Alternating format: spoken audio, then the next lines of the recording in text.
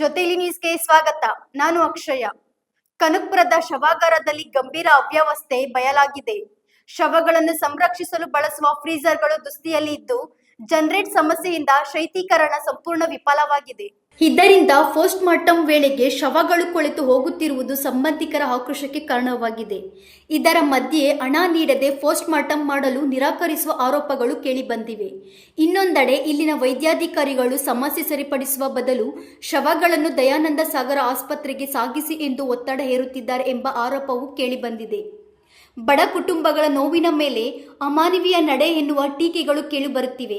ತಕ್ಷಣ ಕ್ರಮ ಕೈಗೊಳ್ಳಬೇಕು ಎಂಬುದು ಸಾರ್ವಜನಿಕರ ಒತ್ತಾಯ.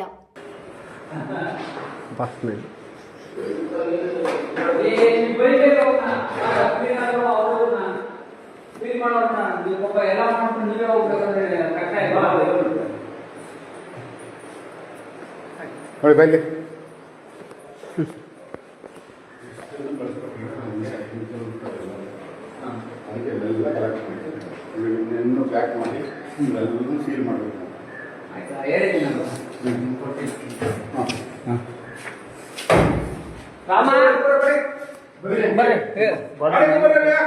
ಮಾಡಿ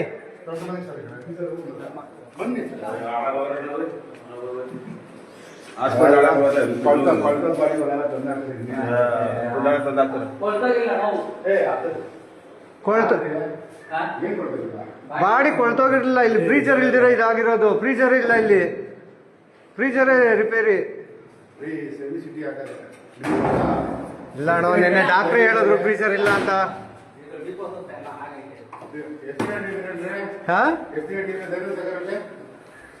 ಹಾಸ್ಪಿಟ್ಲ್ ಅಲ್ಲ ಇದಾ? ನಿನ್ನೆ ಸತ್ತೋಗಿರೋದು. ಇಲ್ಲ, ಇದು ಸ್ವಲ್ಪ ಒಂದು ವಾರ ಏನು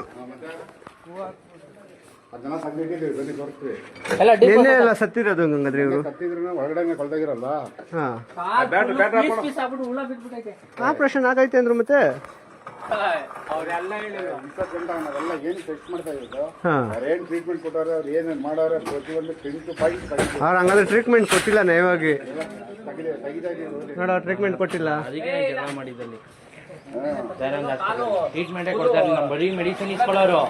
ಅದು ಲ್ಯಾಬ್ ಹೊರಟೋಯ್ತದೆ. ತಿರ್ಗಾ ರಿಟರ್ನ್ ಲ್ಯಾಬ್ಗೆ ಹೋಯ್ತದೆ ಅದು. ಕಾಲು ಗುಲಾಬ್ ಇದೆ.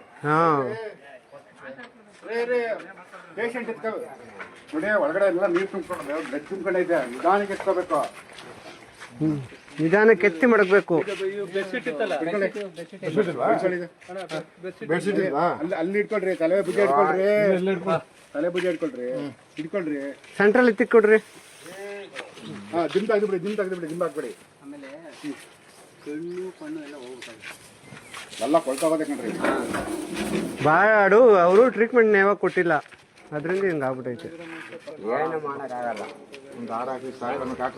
ಅದಕ್ಕೆ ಜಾಸ್ತಿ ಹೊತ್ತು ಇರೋಕ್ಕಾಗಿಲ್ಲ. ಒಳಗಡೆನೆ ಎಲ್ಲ ಕೊಳ್ತೋಗವಲ್ಲ, ಅದಕ್ಕೆ ಜಾಸ್ತಿ ಹೊತ್ತು ಇದ್ದಿಲ್ಲ.